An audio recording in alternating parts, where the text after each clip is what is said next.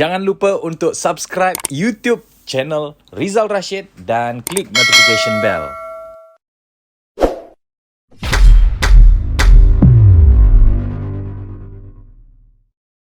Hai, Assalamualaikum warahmatullahi wabarakatuh dan salam sejahtera. Tuan-tuan dan puan, pernah tak anda dengar tepuk pengakap?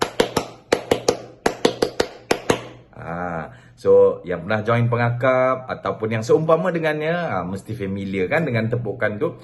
Soalannya adalah, kenapa bila orang ataupun ketua kita kata tepuk pengakap, automatically kita akan react dengan tepukan tadi? So, jawapannya adalah, kita telah terinstall ataupun tercondition. So wordingnya di sini adalah tercondition dengan stimulation itu ataupun ayat itu, tepuk pengakap, dan kemudian kita akan react dengan tepuk pengakap tadilah. So tuan-tuan dan puan, sebenarnya condition dalam hidup kita sangat penting. Apa maksud conditioning? Nak senang faham, conditioning adalah satu aktiviti yang dilakukan secara berulang-ulang, akhirnya dia akan memberi impact ingatan, dan dia akan stimulate sesuatu perkara dengan maksudnya secara automatik. Contoh kan. Contoh, kalau macam kita kata masa kita budak dulu kan, murid-murid berdiri, so kita pun automatically berdiri. Selamat pagi cikgu, selamat pagi cikgu. So itu adalah satu bentuk conditioning. So again, conditioning ni adalah aktiviti yang dilakukan secara berulang-ulang dan akhirnya memberi impak reaksi spontan. Yang tu nak senang faham lah. Jadi tuan-tuan dan puan-puan, sebenarnya kalau macam contoh kita sebagai seorang tenaga pengajar di online especially, sebenarnya kita juga boleh membuat sesi conditioning ini kepada pelajar-pelajar kita, kepada orang-orang yang kita sedang berhadapan di online lah. Dan kita semua sedia maklum, ada certain sekolah, ada certain institusi pendidikan, bila mereka menyampaikan sesuatu, audien akan react sesuatu. Contoh. Saya pernah tengok ada satu sekolah, ini contoh lah SK Petaling contoh SK Petaling. Bila cikgu kata, dia tengok anak-anak murid dia ni semua bising SK Petaling, semua automatically murid-murid yang bising tadi diam. Dia angkat tangan. Dan saya pun kata, powernya dia orang ni. So, bila tak lama, dalam setengah jam, cikgu menyampaikan ucapan, apa semua. Dalam 20 minit, cikgu menyampaikan ucapan. Dan kemudian, cikgu perasan yang masa tu semua budak-budak dia ni tidak menumpukan perhatian. Dan kemudian dia pun stop sekejap. Dia pun cakap semula. SK Petaling. Semua budak-budak ni duduk.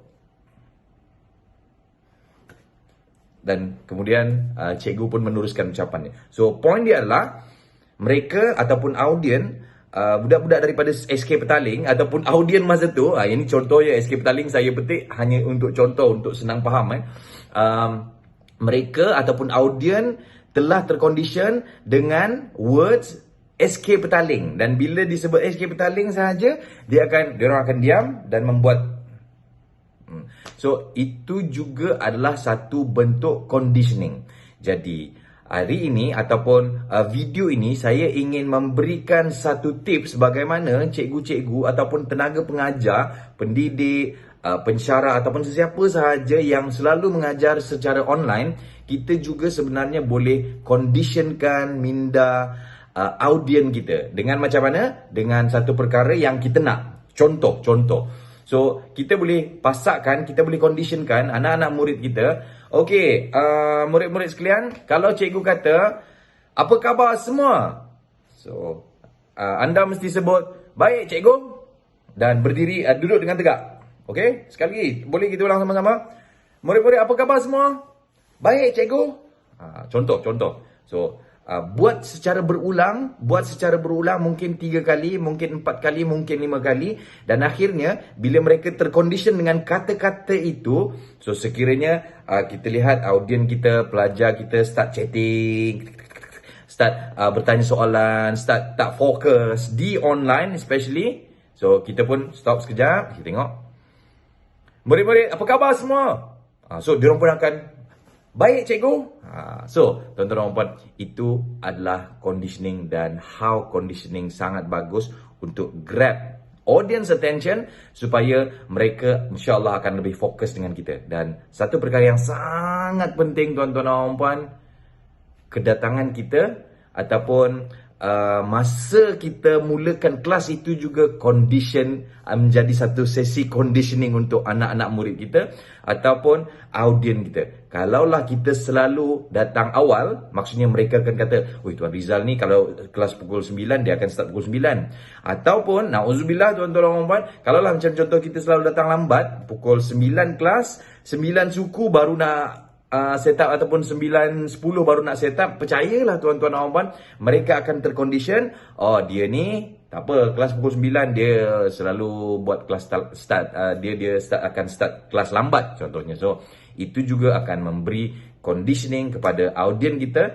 kepada pelajar-pelajar kita. So tuan-tuan dan puan, hati-hati dengan conditioning. So conditioning adalah satu perkara yang kita buat secara berulang-ulang dan akhirnya akan menimbulkan satu reaksi spontan kepada audien kita. Semoga bermanfaat. Assalamualaikum warahmatullahi wabarakatuh.